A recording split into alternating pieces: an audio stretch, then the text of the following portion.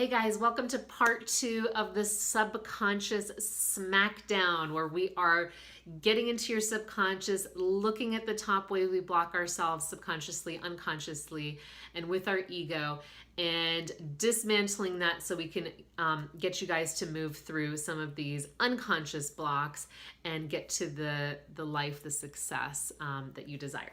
So one of the top ways that people block themselves is thinking too small. Too small thinking, like, I only need a little bit more.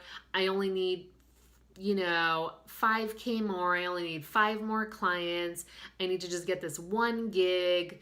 If I just land this one, project, one contract, then I'll be okay. It's kind of like saying, I don't need to change, right? For something to happen. I don't need to face anything for something to happen, to attract something. I don't need to grow in any way. I just want a little bit more.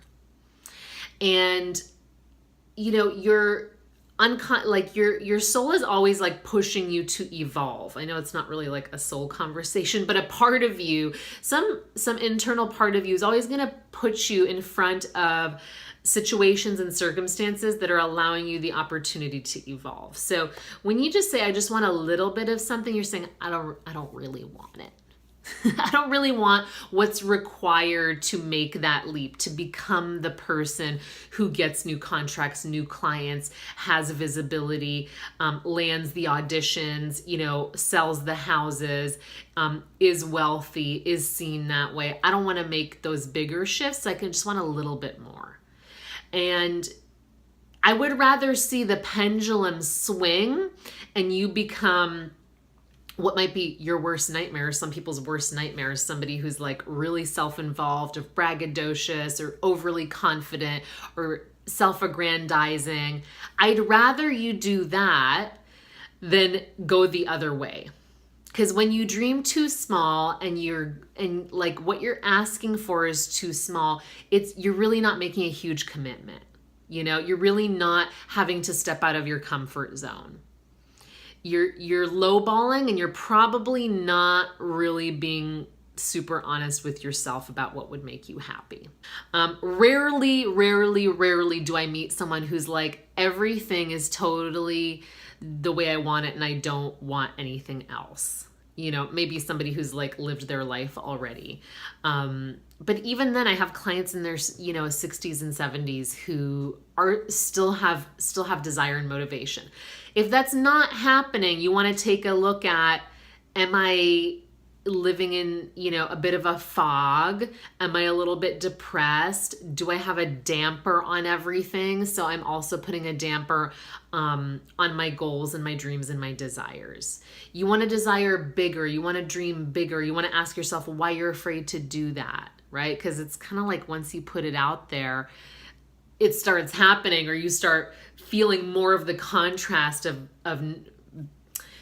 not being happy that it's not here yet, right? Which starts to drive you towards it. So that's one of the big subconscious blocks that I come across in the thousands of money patterns that I've seen is thinking too small, dreaming too small, making those goals and desires just a little bit more, or a little bit more of this. If I could just get 5 more clients. It's not about 5 more clients. It's not about 5 more auditions a month. You have to step into the version of a person who that's all coming to, right? That is the bigger piece in your subconscious. So you want to write down, first you want to write down like, what, if I could be totally honest, if I could be totally, luxurious and spoiled in my asking, what would I actually ask for? If no one was going to judge me, if I wasn't going to judge myself, what would I actually really enjoy? And there's a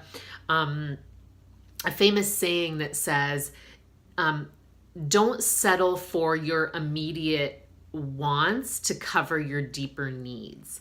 So this is a question of exploration, of looking a little bit deeper into your desires, into your unconscious, about what you really, really want, and getting honest about that, which means you have to get honest about what's happening now and how you feel about it, right?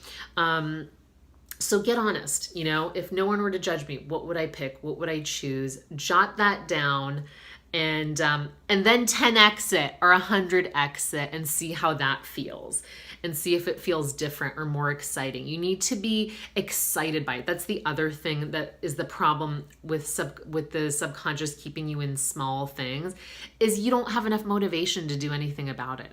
If it's just going to bring you a little bit more money or a couple more clients or a little bit of comfort, it's really not motivation enough. Like, your brain is not rewarded enough by that. You have to find something that really lights you up.